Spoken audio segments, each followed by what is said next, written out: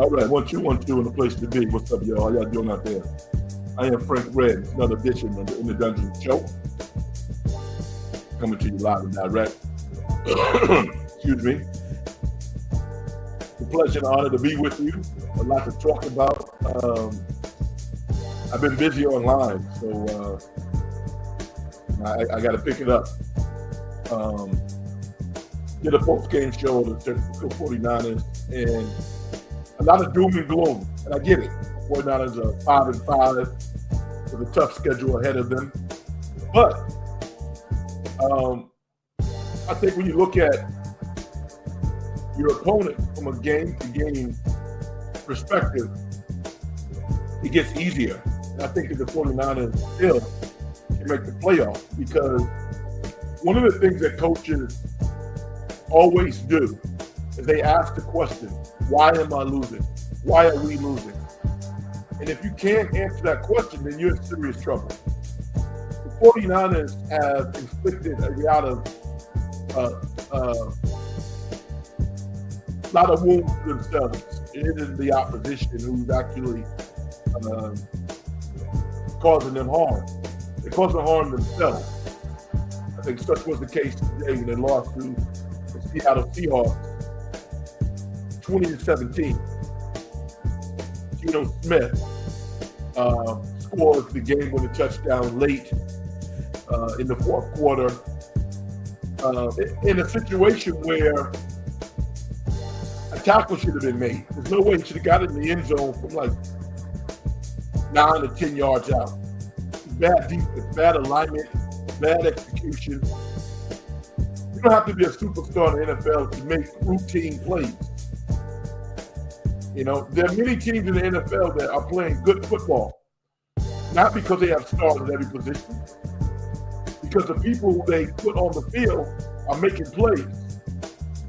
Now, a lot of fans and some of my colleagues look at the 49ers and they say, wait a minute, he scored 17 points. The defense held Seattle 17 points. You should score your average. The 49ers average around 29 points a game, then they're 30. I'll say this. When they're at their best, they can do it. But this is not a team that you would look at right now and go, you know what, they're an offensive juggernaut. They're not. Their most complete player this year, George Kittle, did not play. Christian McCaffrey, his burst meter is probably about 70%. He had 79 yards. He did okay, but it wasn't great because he doesn't have the burst yet. Doesn't have the burst back. The reason why he's still able to get yardage is because he has great vision and he has quick feet.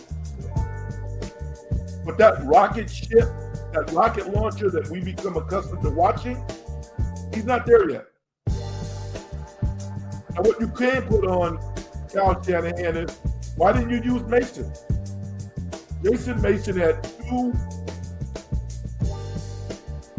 carries. And he looked like the Jason Mason of the first 5 weeks.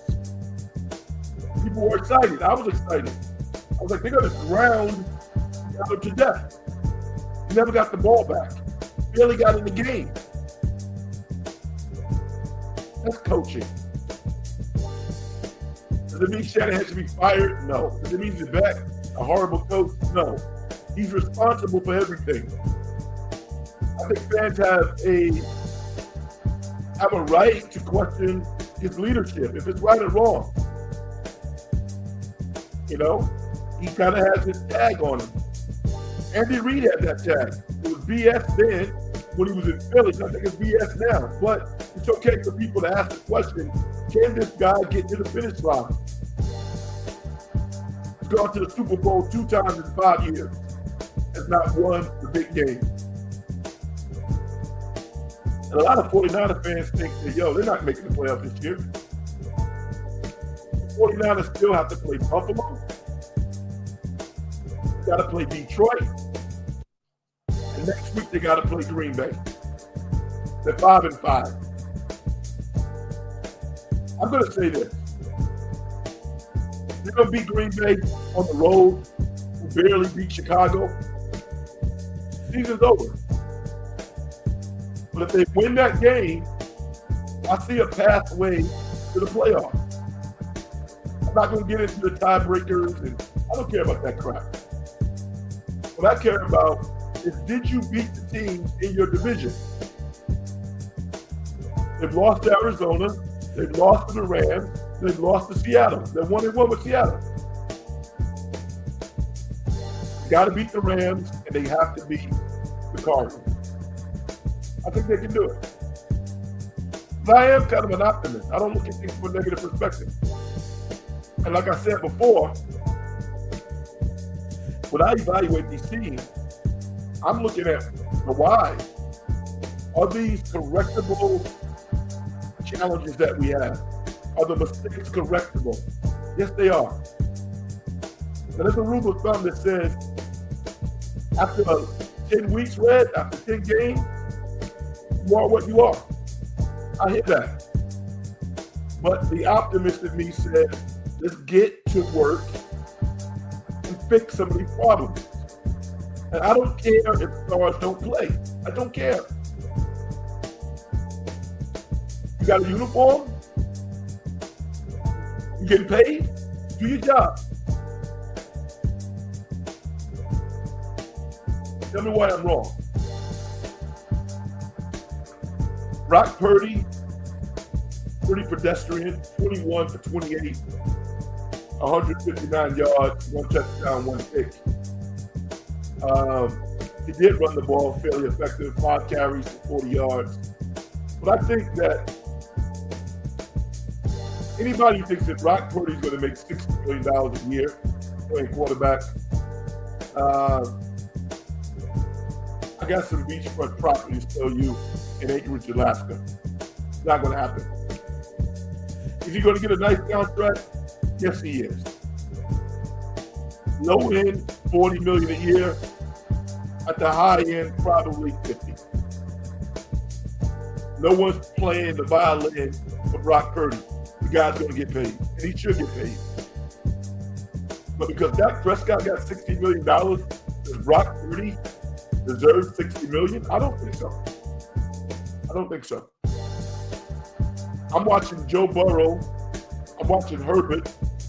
I'm watching some of the other great quarterbacks in the league, and they're better than Brock Purdy. They deserve to make more money. They're better. Dak Prescott would not have got made $60 million if Jerry Jones had not slow walked his way to the finish line and dragged his feet.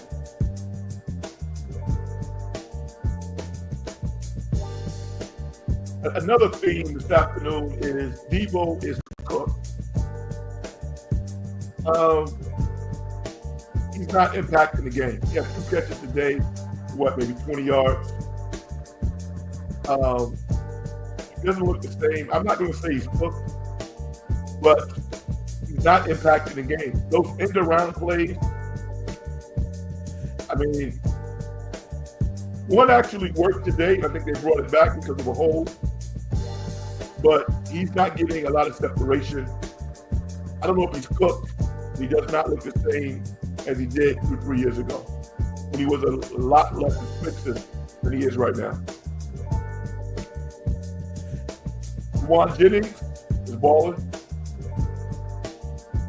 Best wide receiver on the team. 10 catches, 91 yards. And making all the tough catches. He's a player. He really is. Let's give Geno Smith some credit. Geno was 25 of 32, 221 yards and a pick. But he damn sure drove his team down the field on an 80-yard drive to win that game. And I think Geno was kind of playing for his life and his career up in Seattle. So I want to big him up because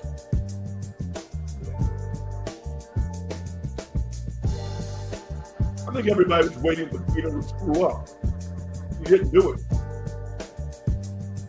We got to give him some credit. I just hope that he can stop being so damn inconsistent. Because he has a talent. So we've talked about the 49ers ad nauseum. Maybe you are burnt out on that particular topic, but if you want to talk about it, you have something to say, hit me up in the comment section. If you're listening for the first time, my name is Frank Red. What's up, everybody? This is the Dungeon Show. I usually do this show on Sunday nights at 9 p.m. West Coast time. Every now and then I'll hop in during the week. But you can find me at 9 o'clock on Sunday nights. You can follow me at Big Frank Red on Twitter, X, whatever you call it. It's all good. I appreciate intelligent comments. All right. Golden State Warriors. Golden State has to be the surprise of the NBA. 10-2. Stephen Curry has never looked better. But it's been the depth of the team and the defense that has really captivated their fans. And I would say the NBA in general. The Warriors are the deepest team in the NBA. And as such, the players know that they can't even bitch and moan about playing time if they're not out there giving 100%. So, this is an easier team for Steve Kerr to coach, and it's more fun because all of their players actually have skill. So you can look at a Lindy Waters III and watch him knock down threes with regularity.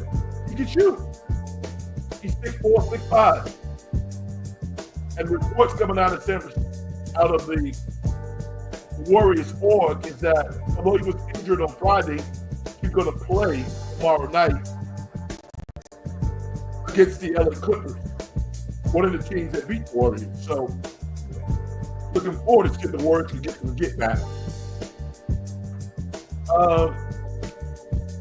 I'm not one of these Draymond Green is going to implode guys, but I think that I would be remiss not to talk about his foul on Zach Edey, which he grabbed his leg, kind of pulled his leg.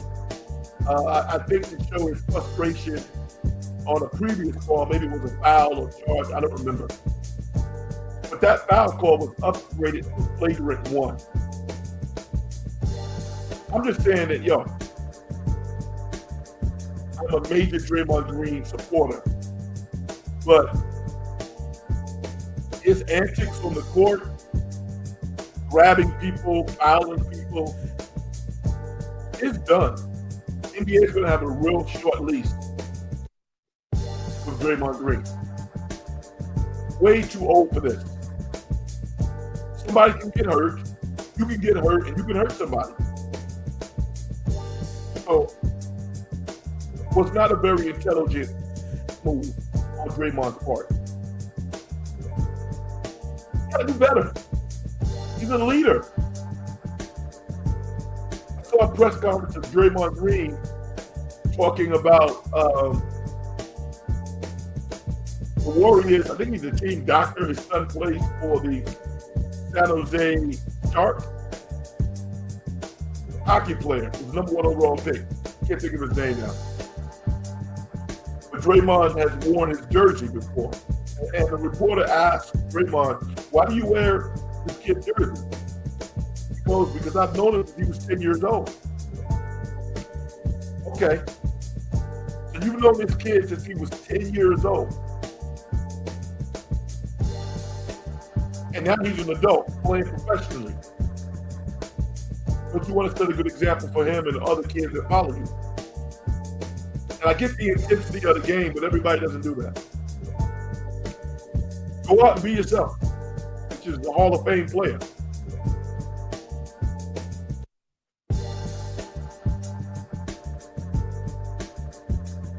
We'll talk about the Warriors. Step in. Love to talk NBA basketball. And I want to say this afternoon, I think to myself, I don't want people to normalize Stephen Curry. Let's not do that. This is literally a once-in-a-lifetime opportunity to watch one of the greatest players ever to play basketball, and we're all lucky. As long as the NBA has been in existence, Stephen Curry's one of the top 10 players of all time. And at 36, because he does the work, he's playing as well as he played 5 years ago. Let's not normalize that. Let's appreciate it, let's show gratitude, and let's enjoy it. It's not going to last forever. I'll talk about man Andrew the GOAT. Andrew the GOAT, he says, Warriors are the #1 seed now. The Nuggets are not a good team this year. Cincinnati Bengals season is over. Yeah, it is over. And, you know, it's funny, though, when I look at the Cincinnati Bengals, I think of the 49ers because call me a crackpot, a person who believes in metaphysics, whatever the case. I'm good with all of that. But even if this is a year that wide receivers generally don't get paid, this is Jamar Chase's 3rd year. Pay that guy. If anybody deserved to be paid, it was Jamar Chase. Cincinnati didn't pay him. I think that the football gods were like, okay, we're going to show you. Mike Brown, keep Mike Brown. Make Burrow at his 3rd year. Well, he's a quarterback. Listen, rules are meant to be broken sometimes. Pay that guy. And I think that they are experiencing bad karma. And their season is over. They're not making the playoffs. They're done. And ironically, they can make the Super Bowl next year. But I think that they got off to a horrible start because of bad karma, similar to the 49ers. And the narrative in the Bay Area is Brandon Ayuk somehow played the Niners, screwed them around. I don't believe that.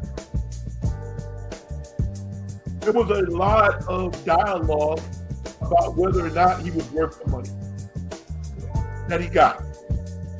Guaranteed $76 million.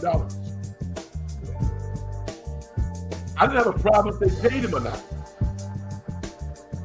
You make a decision to trade him, I'm good with that.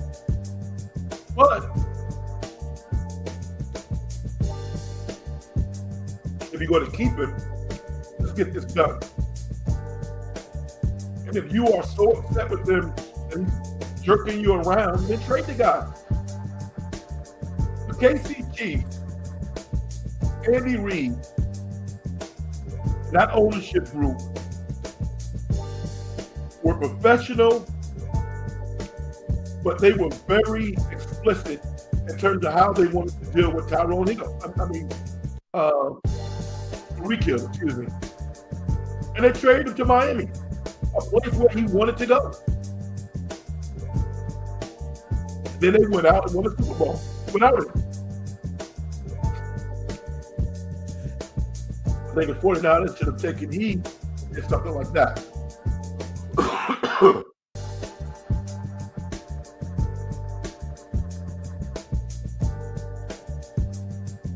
Excuse me, y'all. I am a little bit losing my voice.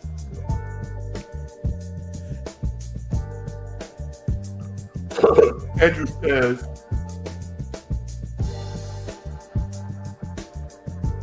Drake may need a player like T. Higgins. He needs some help. But if you are a New England Patriots fan, you got to feel good about the job that Gerard Mayo has done this year because they show up every week. They're 3-7, but they could have been in. They could have 5 or 6 wins because they show up and they play hard every game. I like where New England is going. You would think that they would load up in free agency and continue to draft well and be able to put a decent team on the field. Imagine New England with Travis Hunter next year. It could happen. That would be incredible. Travis Hunter on the New England Patriots. I'm not mad at that. Beyond the Golden State Warriors, I got a couple of takes on the NBA. First and foremost, I want to acknowledge De'Aaron Fox. I spent a lot of time up in Sacramento at their monster radio station, KGK, the home of the Kings. And their fan base, the Kings fan base is as passionate as any in the NBA. They love their team. And see, one of their players, De'Aaron Fox, put 60 on the board and then follow that up with 49. That's special. I wish you would play like that all the time and stop trying to be like a quintessential point guard. That's not who he is. He's a lead guard who has an ability to score. Don't do that. Lead the NBA in scoring. I think the Kings will be better. Shoot a decent percentage.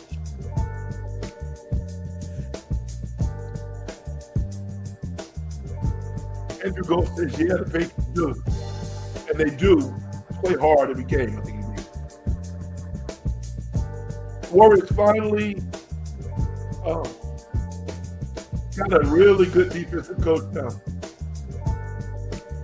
Yeah, Stackhouse is he's a pretty intense guy. If you don't know Jerry Stackhouse, former North Carolina Tar Heel, I think Stackhouse might have been the number 1 overall pick too. This is no Johnny come lately coaching.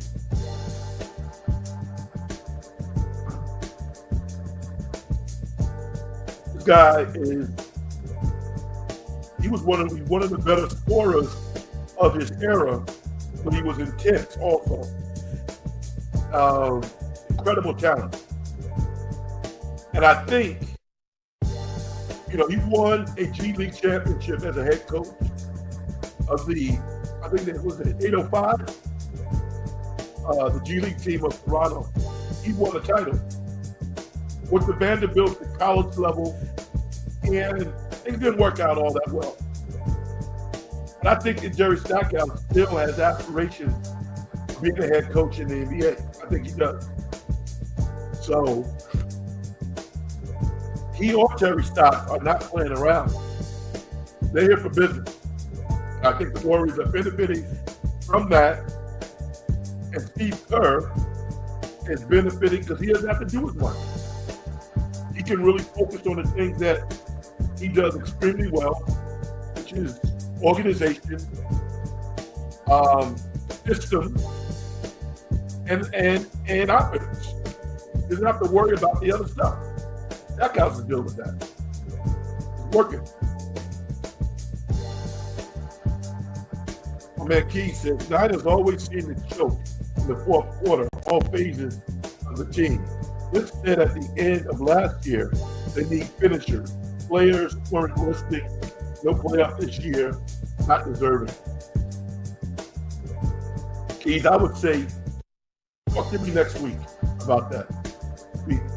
Because if they go to Green Bay and win that game, I think they got action. Now, you could say that Red ain't no way in hell they winning that game next week against Green Bay based on how they're playing. I'm not going to argue with you. But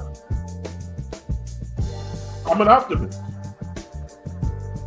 You look at things from a positive perspective or a negative perspective. Now, I can build a thesis why I think he's going to win. We talked about this afternoon. I think there's a chance you're going to see Mason and CMC on the field at the same time, just to get the best talented players on the field. I think Kittle's probably going to try to give it a go. Being from that part of the country, I don't think he wants to go there and not play. Even if he's not at his best, I think Kittle's going to give it a shot. So he's going to play. Ricky Pearsall got to be better than he was this week. He didn't even make a catch. And I'm not ready to pour dirt on Debo. I'm not.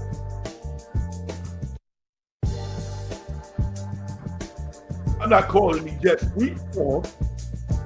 That's insane. It's going to be a hard game. Nick Bosa, he's not going to play. He shouldn't play. We're talking up this Drake Greenwald appearance. You know what? Hey, if the 49ers made it to the Super Bowl or even the playoffs, Drake Greenlaw wanted to play, okay. But not now. Not now. I don't want to see the guy hurt. I don't want to see him coming back unless he is definitely 100%. I don't think he is.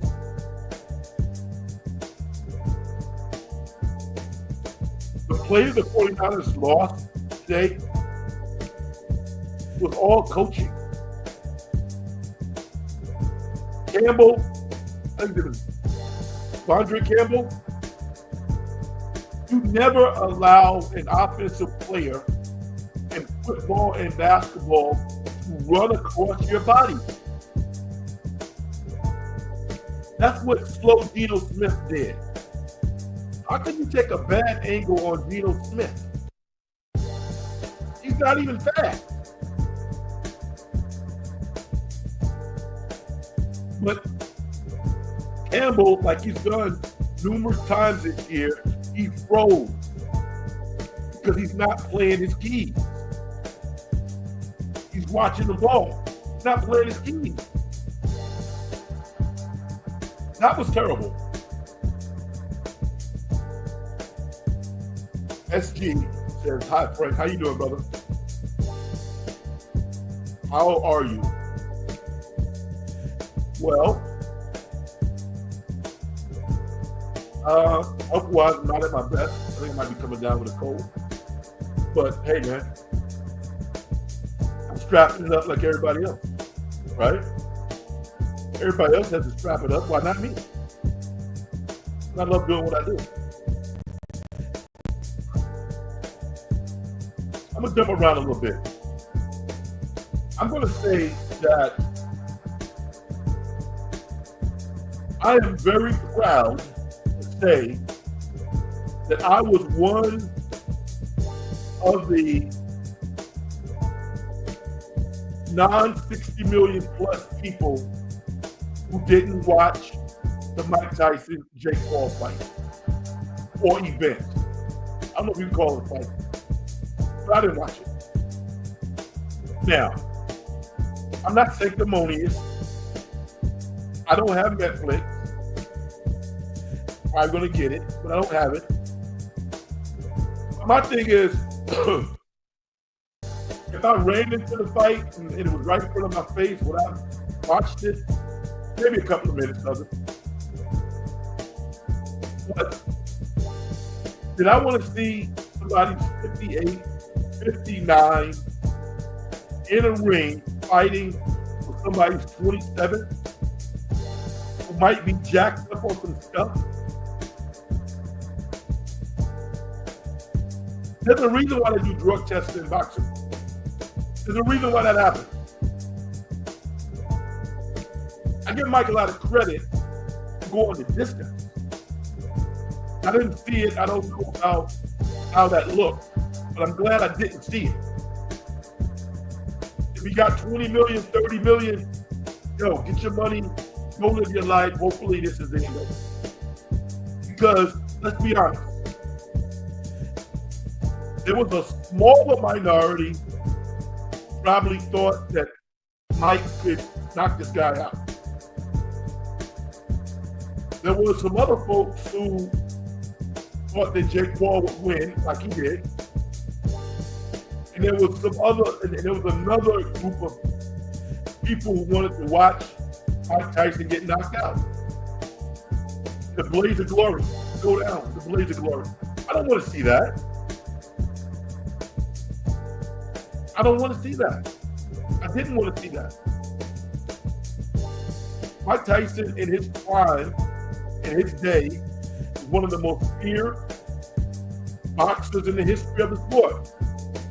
I want to see him now going around at 58, 59. No, I don't want to see that. I'm glad I didn't. I'm going to talk about John Bones Jones in a second. I don't watch a lot of UFC either. But how can you not respect the talent of Bones Jones? This dude is legit. The best in the world at what he does. No doubt about that. Andrew says, what are your thoughts on the Bucks? I think there's a disconnect between Doc Rivers and his players. I do. And I don't think that they die on the court for Doc. I don't. I think they feel that Doc Rivers is very corporate, who got the job because he know a lot of people, and they feel safe with him.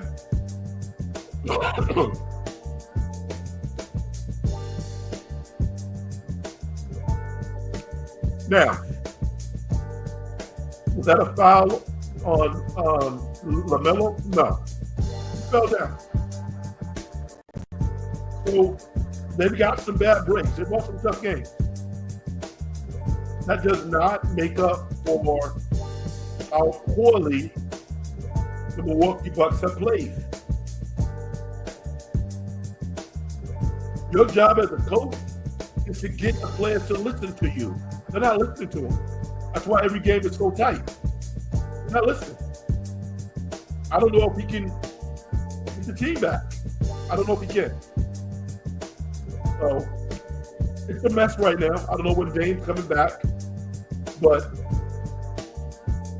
if I'm a fan of the Milwaukee Bucks right now, looking at a 2-8, 2-9 team, I'm not happy.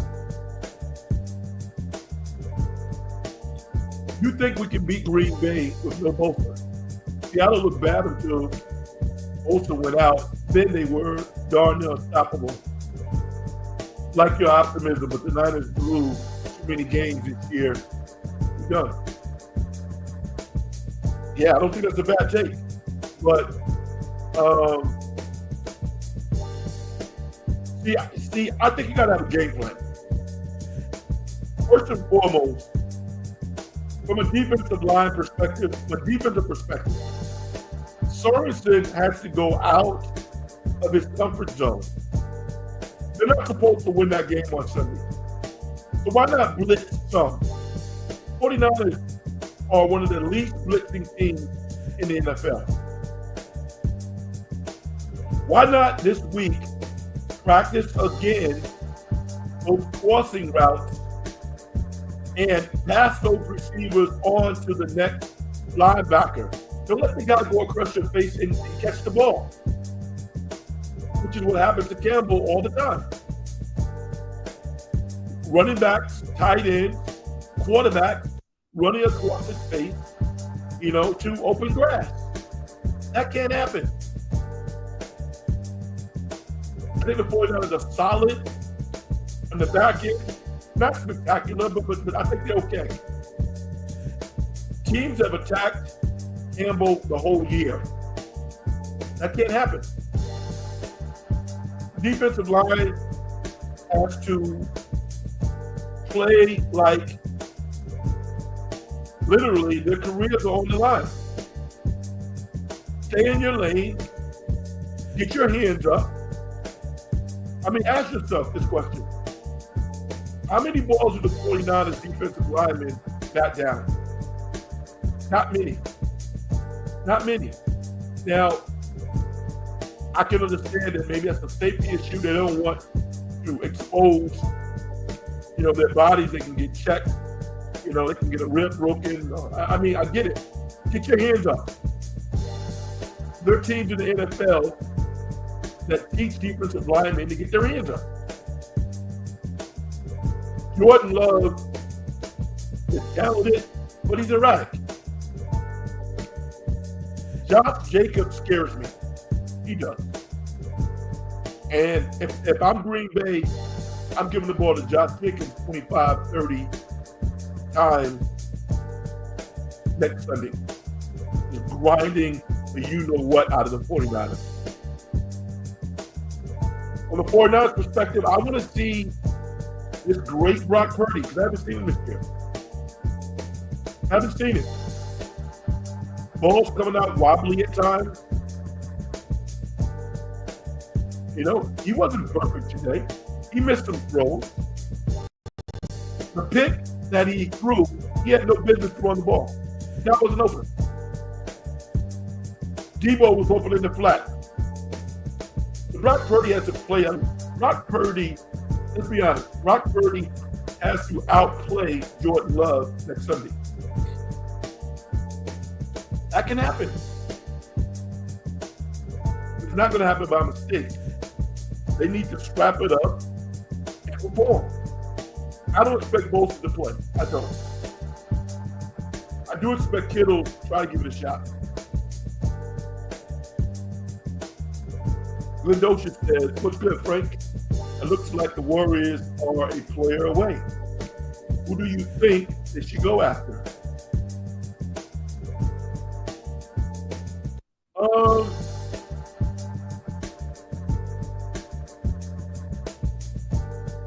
I'm going to say they're good right now, to be honest with you. I mean, you think that they're a player away. I don't think so. I don't buy into that. I'd say the Warriors can stay relatively injury-free. Their style is their style. You're not going to go out there and find a starting level front court player. It's not going to happen. The only player that the Warriors want anyway is Giannis. If they could get Giannis, yeah. 3 number ones, Kuminga, Pods, Mooney, Booty. Whatever Milwaukee wants. You never trade a superstar player and get equal value back. Never happened. Never.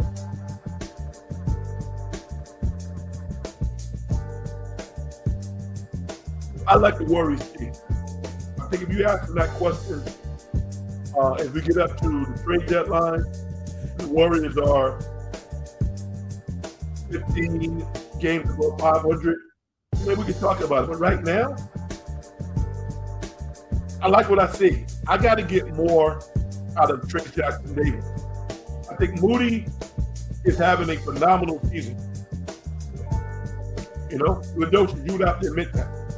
He's not playing as much, but Skinny Moody is being productive. I think Trey Jackson-Davis has a nice lob and kind of drive game, but he's not a very physical post defender. That bothers me. He should be more physical. So I want to see him play better. I think with 18 fouls, when you include Draymond, I think that they're good. I do. They're the best shooting team in the NBA.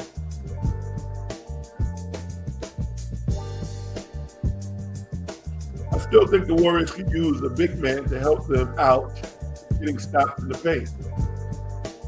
Yeah, nobody's trading those players.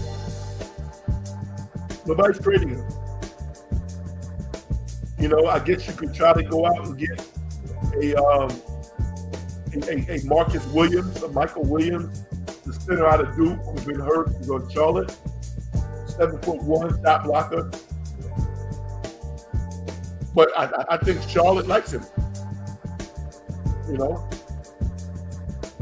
the Warriors could have actively went out and tried to sign Andrew Drummond, but I don't think he fits. At some point, I would like to see the Warriors give the draft pick a chance. Kid from Boston College. You know, I can't think of his name right now. I'm sure you have to help me out. But, you know, you drafted him in the second round. He's 7 foot. He's big. You know, nobody thought much of Hartenstein when he was on Denver, when he was on the Clippers. Nobody thought much of him. And Hartenstein turned himself into a player. I would love to see the Warriors get a guy like Jake Landau. You know, but again, I don't think Houston's going to give up Jack Landau, the former St. Mary's center. He's a tough player, physical.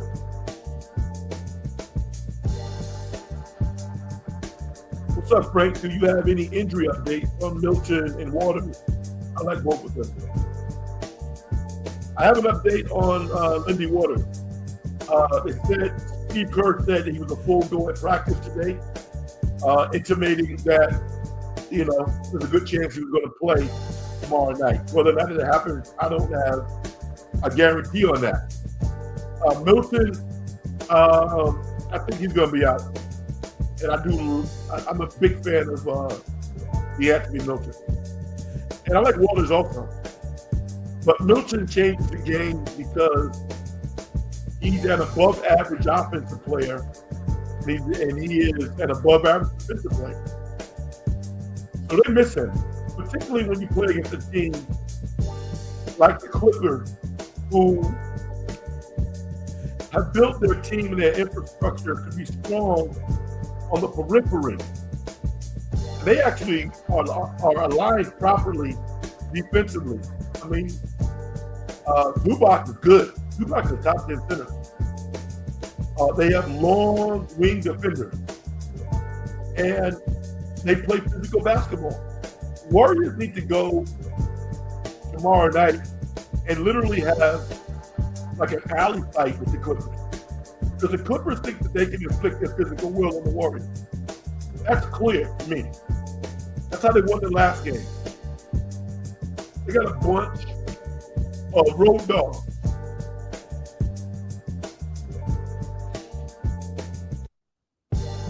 Which is fine. If you're the Golden State Warriors, you got to show not only the Clippers, but you got to show the entire league that you're not going to be intimidated. And it can't just be Draymond Green. Because I think that there's some teams out there that think they can bump the Warriors. And that's a no-no. I give Andrew Wiggins a lot of credit for attacking Chet Holmgren the way that he did. There was nothing dirty about that play. You know, that was a man play right there. And unfortunately, Chet, I don't know if he's being coached properly, but no way should someone that skinny and that light expose themselves the way that he did. He's lucky he didn't break his hip. Until he gains weight, he needs to take a volleyball posture and just go straight up in the air over the rim with his arms extended. He was totally off balance.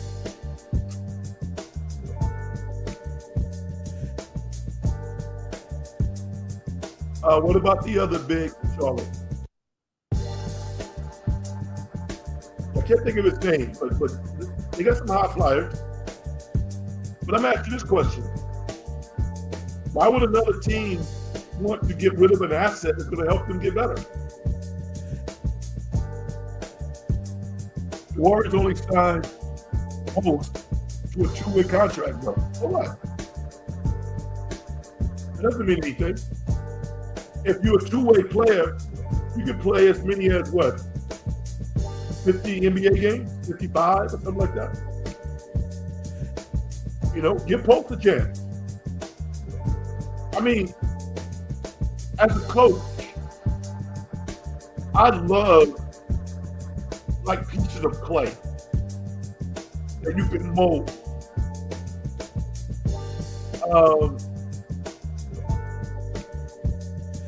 You can develop players. A lot of these organizations don't do it, but you can develop players. I would love to see the Warriors try to develop both. If not this year, then maybe in the future. But I would tell them straight up, dude, when you're in the game, I want to see physicality.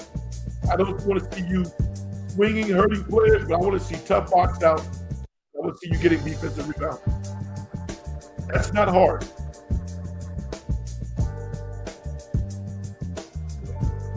Keith says the more I watch Travis Hunter, the more I'm convinced he should win the Heisman. Definitely be the first pick. I'm right there with you. He's winning the Heisman. And he's probably going to be the first pick.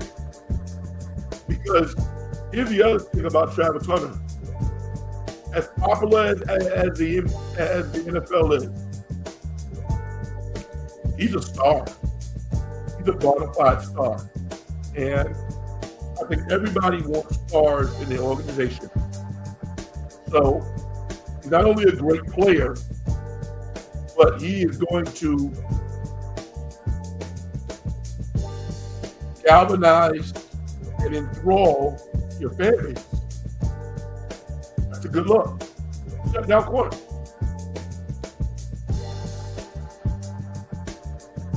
I love it.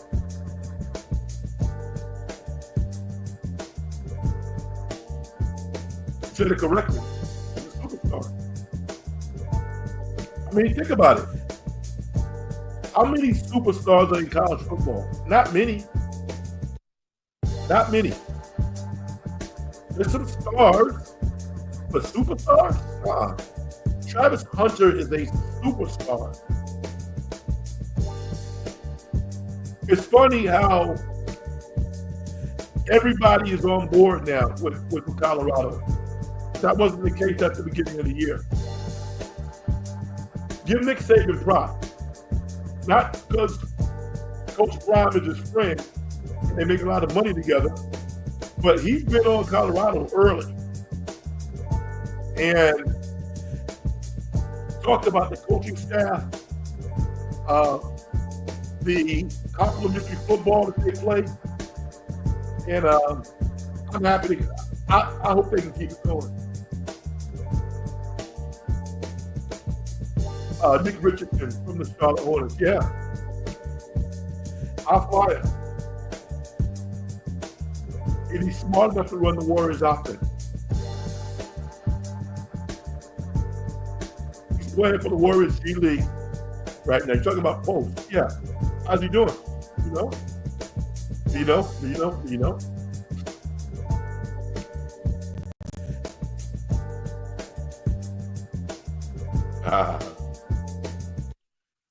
Andrew DeGoe says Alabama has a superstar on their team. He's only 17 years old. Yeah, it was in Ryan Williams, right? I've never seen anything like that before. He is a superstar. No question. I want to talk about John Bones Jones. Went through the light heavyweight division of the UFC for about a decade. Ultimately moved to heavyweight. He TKO'd Pepe Miocic the third round. A fighter who apparently had a great reputation. People liked him.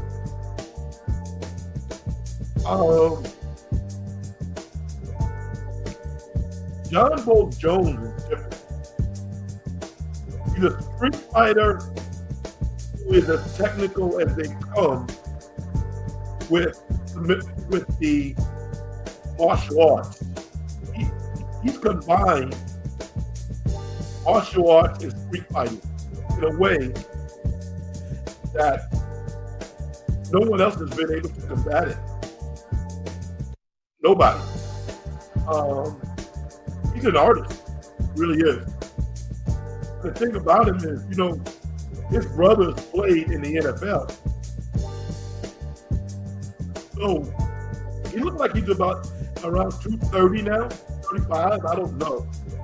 But I can see him going to 45 if he wants to continue to fight and carry this thing along for a while.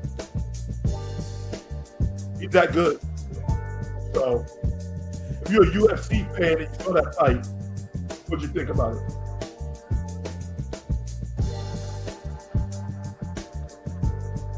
Andrew says, do you think Alabama could be a dangerous team if they get to the playoffs? Absolutely. I mean, we got a top 5 quarterback in David Milroe. We talked about Williams being a superstar, the 17-year-old. Yeah, I don't know what Alabama's problem was mid-season. It was a 2 or 3 game stretch after they beat Georgia, and we didn't recognize these guys. But over the past 3 to 4 weeks, they look a lot more like Alabama now. So I'm excited about them. I really am.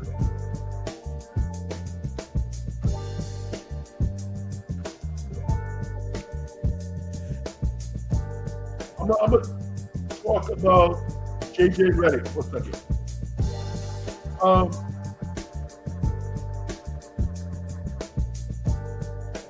I think Danny Hurley would have been a really good NBA coach. I think he might eventually go on that path. I don't know. Danny Hurley's a very good coach. But I knew that J.J. Redick was going to be successful as a coach because he knows the game. And he's been able to do what a lot of coaches can't do. They can't compartmentalize their playing careers versus a totally different application in coaching. They want to combine the two and just make assumptions about how things are going to be as a coach based on their playing career. Can't do that. They could not be more different. J.J. Redick is not afraid to have confrontational conversation with his players. I think even LeBron, if he needed to be very honest with LeBron, I think he would do it. He's arrogant. An essential trait in coaching is arrogance. Intelligence is also important, but you got to be a little arrogant. How can you stand up to these superstars who had their asses kicked their whole lives if you're not arrogant? Think Pat Riley wasn't arrogant? Think Phil Jackson's not arrogant? Think Steve Kerr's not arrogant? Come on. You have to be. So I'm not surprised that JJ is doing pretty well as the Lakers coach. Now, for the 16 other teams in the NBA to let the Lakers get Dalton Connect with the 17th pick, I'm like, what did you do with the scouting budget? I mean, did you not go to Tennessee? Did you not turn your television on? That's the thing that pisses me off. It's like, yo, I could be a scout. Who listening to this program right now did not think Dalton Connect was going to be a good NBA player? We all knew he was going to be a good NBA player. So the team that drafted before the Lakers allowed them to get a top 7 draft pick at number 17. That's analogous to the New York Giants general manager allowing Saquon Barkley to walk out of that door for nothing.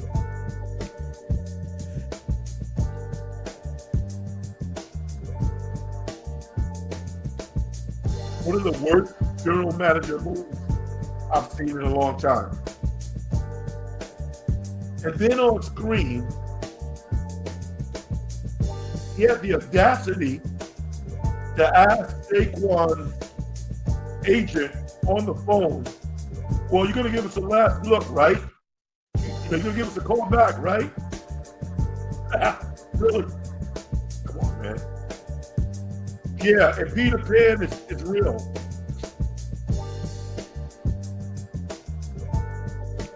I just got $5 underneath my pillow last night for I missed it too. Batman lives on my block.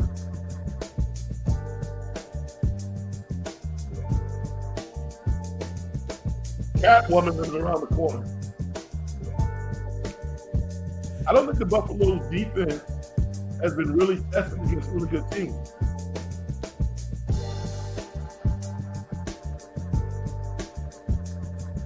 Yeah, I don't think you or I can name any one of their players on defense. If you can, you're better than me. We know Josh Allen, you know. I know Coleman. I know Kincaid. I know Cook, James Cook. But I don't know anybody on their defense. Buffalo's a good team. Do I think they're going to win a Super Bowl? No. Absolutely not. He says, John Jones has been the baddest man on the earth for the last 20 plus years. His skill and length are unmatched. Only lost was the disqualification for pummeling the poor guy too badly. Yeah, he's a bad man. One of the things that I've noticed, you've seen him like do a side kick into the rib area. His kicks are unbelievable. You can literally hear the ribs cracking on his opponent. That dude is dangerous. He's dangerous. And I think he's smart enough to get out of the game before he gets too old. I think he is.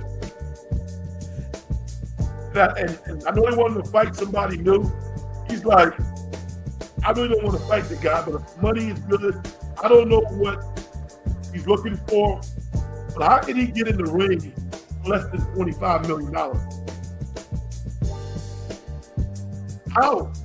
How could that guy get in the ring for less than $25 million? Do you believe the Warriors look into LeBron James again? No. Nope. I think that ship has sailed. The only way that would happen, and it won't happen, is if LeBron wanted it to happen. And LeBron is a businessman. He ain't gonna do that. You don't want that many millions of people to hate you in your post-playing career. That's not gonna happen. But I would love to see Stephen Curry and LeBron play together. I would love that. I know a lot of fans are like, Red, no. I'm saying yes. Did you watch the Olympics? Jones just says, John Jones is the best fighter that ever walked the earth in our time. There's no other guy that could win one-on-one and win. Who he decided to fight next will be very interesting. Some of you UFC heads out there, is there anybody who you think is worthy to step in the ring with him? Andrew to go. Von Miller. What do you mean by Von Miller? The Detroit Lions are a really good year. Yeah, they are.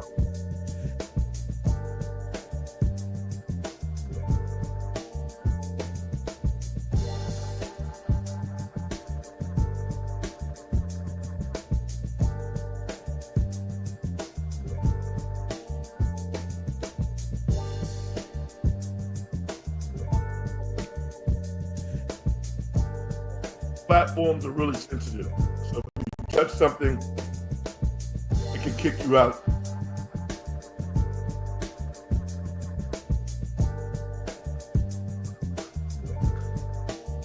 Oh yeah, I got one other story I want to talk about. Two things.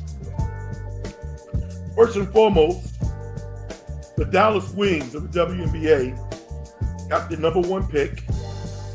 It's a shoo-in that they're going to draft Paige Beckers. I'm a big Paige Beckers fan.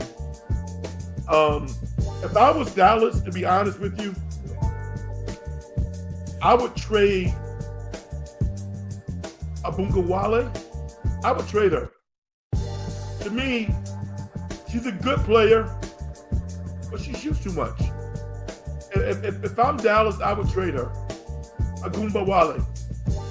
You know, trade it to Chicago.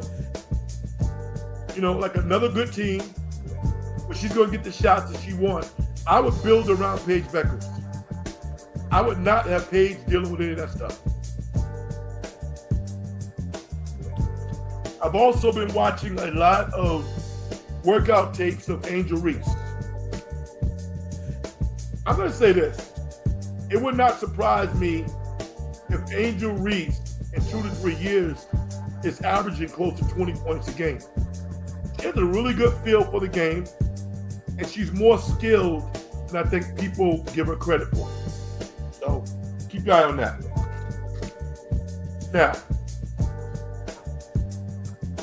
this weekend, as busy as I was, I found time to go to the movies. And I got a movie for you, and I got a movie review.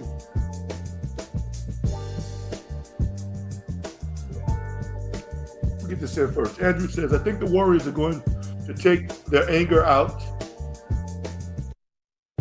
on after losing that ugly game where Curry got hurt on the Clippers tomorrow.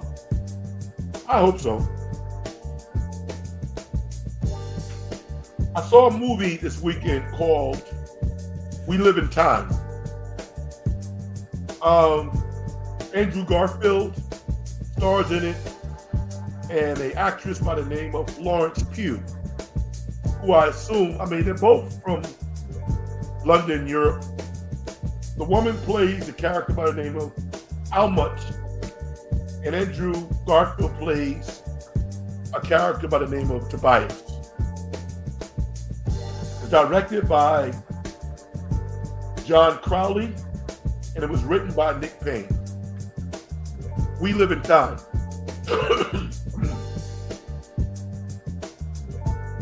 Very good movie, independent. Imagine meeting somebody who you fall in love with. Florence Pugh character runs Andrew Garfield over and takes him to the hospital, and when he wakes up, she's there. And madness and life ensues. They get together, they got good chemistry on screen, but they have to deal with a life-altering decision that many of us have to deal with in our lives. And it's gut-wrenching, it tugs at your heart, but you find solace in this movie, and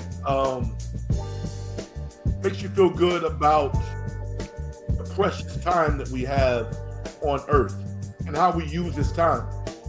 Do we use it complaining? Or do we use it trying to do things that are purposeful to us? And do we use our time trying to impact people's lives in the best way that we can? Those are all questions that are asked in this movie. And these are questions that we ask ourselves all the time. So I really like this movie. If you're a movie buff like I am, you like to write, you like to go to the movies, check it out. It's called We Live in Time. All right. My man Keith says, really like it when you're on the Krug show. You should do your at the same time. I notice all his other guests do it. Yeah. I'll probably start doing it at some point. The real honest question is, I haven't invested the time into learning how to do it, how to broadcast my show on multiple platforms. I don't think it's that hard, and I can do it, but I haven't done it yet. Don't know why, but I haven't done it yet. But at some point, I definitely need to try to run the numbers up. And I thank you. Krug and I are friends. You know, we've been working together for a long time. I respect the hell out of the guy. His work ethic is amazing. And I am very happy for all the success that he's had. I remember when Larry Kruger sent out an email to all the people who had helped him eclipse 10,000 subscribers. That was like climbing Mount Everest. And I was one of the people who he reached out to. And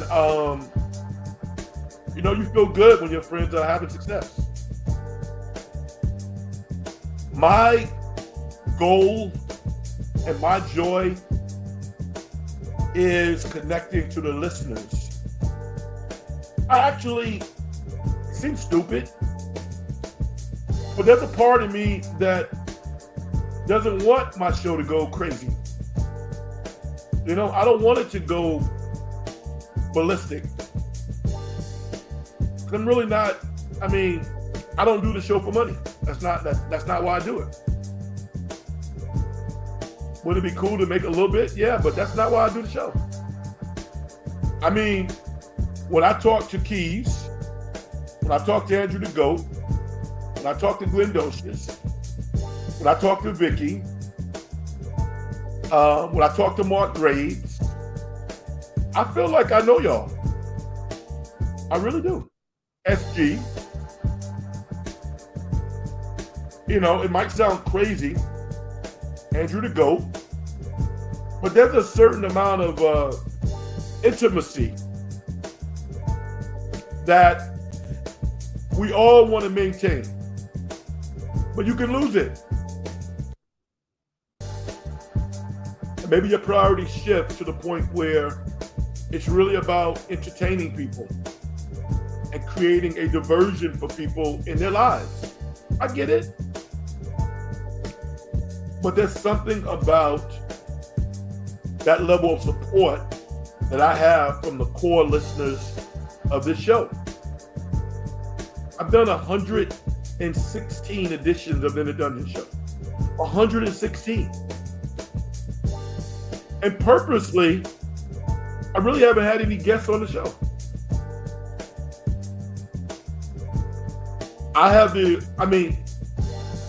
Anybody would tell you it's easier to do a show by having a group of people on and talking to each other.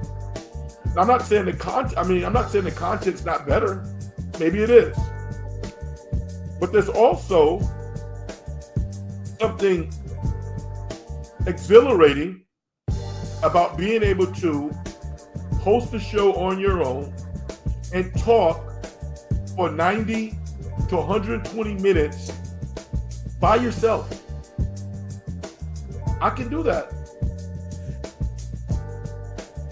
That's some talent. That takes talent as well. And I take great pride in that. And it doesn't mean I'm not going to have guests, because I will at some point. But I like having that stage, and I like being able to connect with the listeners of the In the Dungeon Show. I appreciate it. I hope everybody has hit the like button, because I forget. I don't do a good job marketing the show. But I get excited when I look at how many people like the show, because it helps the algorithm. It really does. Have you subscribed to the show? If you haven't subscribed and you want to, don't forget to do it. Windosha says, that's real, man. I've been listening to you for over 20 years. Wow. Your show was the first radio show I ever called into as a teenager. I called in about the Richmond Weber trade. You know what I said? I'm sure I was like, yo, highway robbery. And I know Mitch.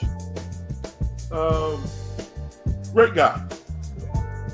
But when Sacramento got the Weber man, life changed in Sacramento. Chris Weber was a phenomenal player. And to Chris Weber's credit, Chris Weber played his best basketball against the best competition. If you go back and you look at some of those games against the Lakers, you know, that Robert Horry series, Chris Weber was giving the Lakers his business. He played his ass off. Mike Bibby was one of my favorite players. We all are born when we're born, and we kind of live and exist, you know, when we can. But I don't think people realize, I know they don't, because it's understated. I don't think people really realize how good a player Mike Bibby was.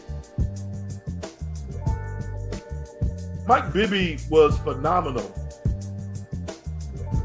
And guess what? In this era of basketball, he would be even better. He would be even better because he's a natural three-point shooter. And he didn't take a whole lot of threes. Can you imagine Mike Bibby getting up 5 to 7 threes a game, averaging 5 to 7 threes, knocking down at least 4 a game?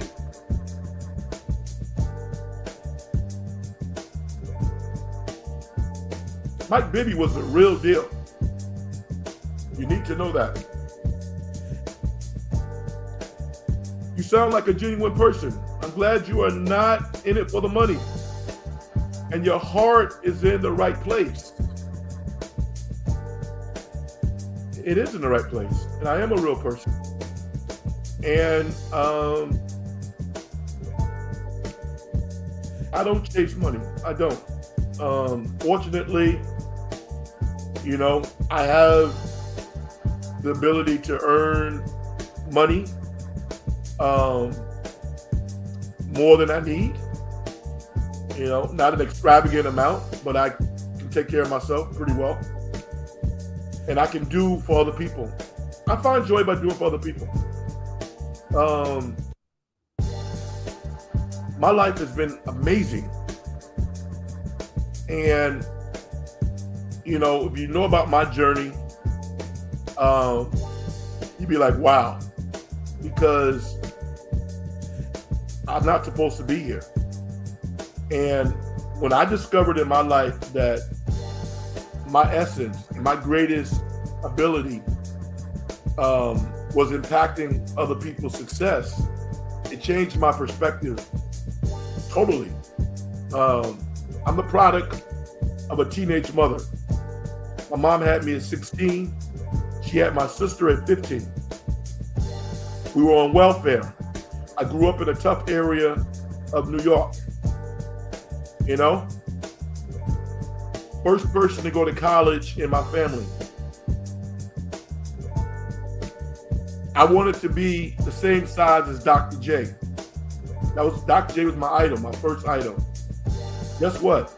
I'm Dr. J's size, height, Imagine being a little kid wanting to be 6'6", 6'7", and then you grow to that size. I saw my father 3 times in my life. I never had a father. I didn't make my first basketball team until I was in 9th grade. So for everybody who's like, well, I got to play varsity as a freshman. No, you don't. I did not make my first team until I was in 9th grade. 4 years later, I had at least 10 Division I scholarships. In 4 years, I had 10 Division I scholarships. Why? I had a coach who believed in me. Gene Henderson was a great coach. Hempstead, New York. In my sophomore year, I had an opportunity to change my life. I went to St. Agnes Cathedral High School. And I'd never seen anything like it. We were not allowed to lose. Yes, we were not allowed to lose. We were a machine. Our practices were like Division I coaches would come in and watch our practices. Mr. Morris was a head coach, and he was a brilliant coach.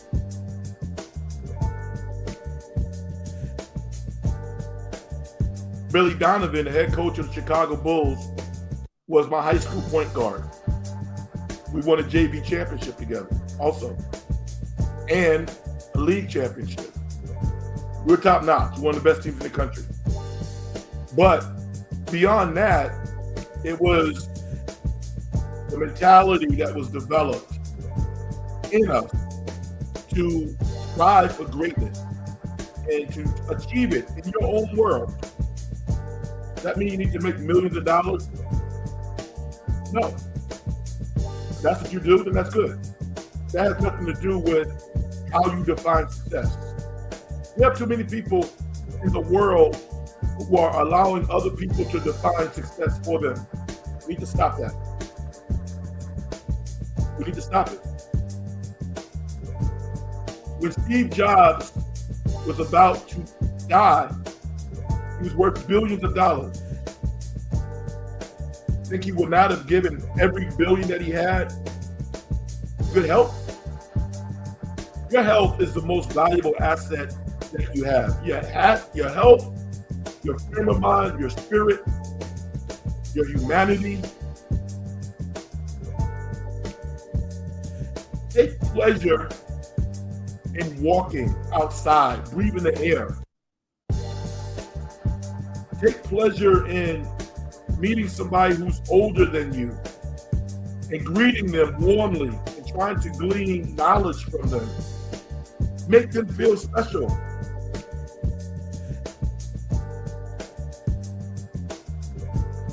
I'm lucky. I'm very lucky. I go back to what I said before. I don't care how many people listen to the show. The people who listen are really important to me. That's why I do it. That's why I do the show. That's why I give everything that I have. But that foundation was started a long time ago.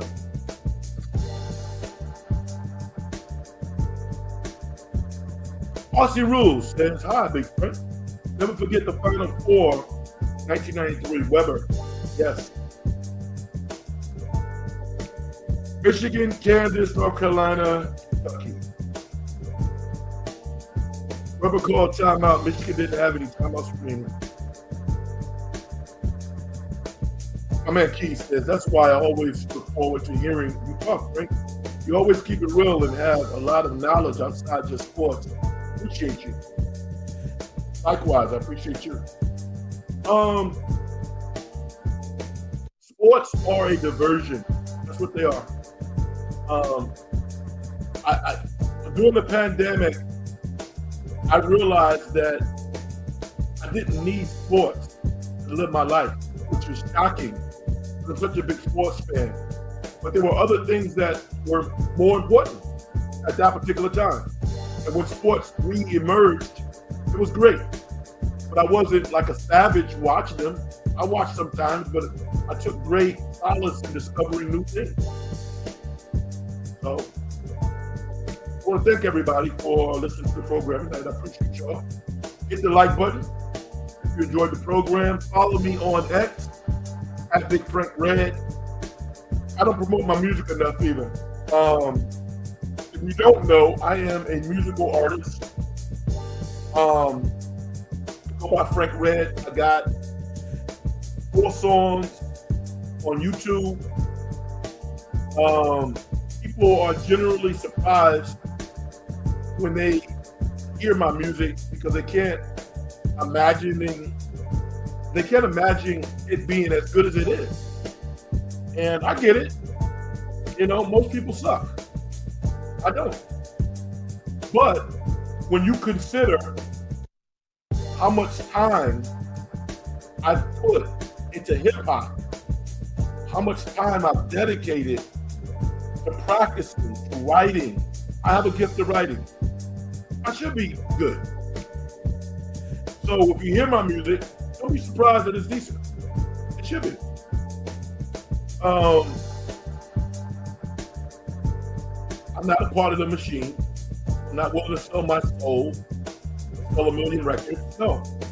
My music is a part of my legacy. I love it when people discover my music accidentally. They go, who the hell is this guy? I still have those moments when I discover music that I just randomly run into. One of the best feelings ever.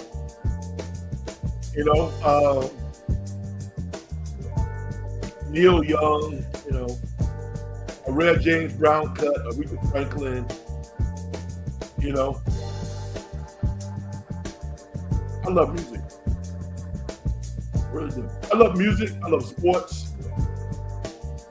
I love learning. I love cooking. Well, I like cooking. I'm good at it. I like cooking. It's a lot of work. But I can cook very well. I want to talk. All right, everybody. I'm going to shut it down and say my thing and get out of here and wish everybody a happy week. And who knows? Maybe I'll be on here tomorrow night if the Warriors have a good game against the Clippers. Who knows?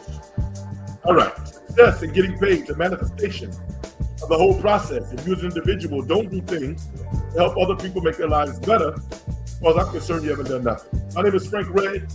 Hit the like button, subscribe to the show, and I'll talk to you later. Peace.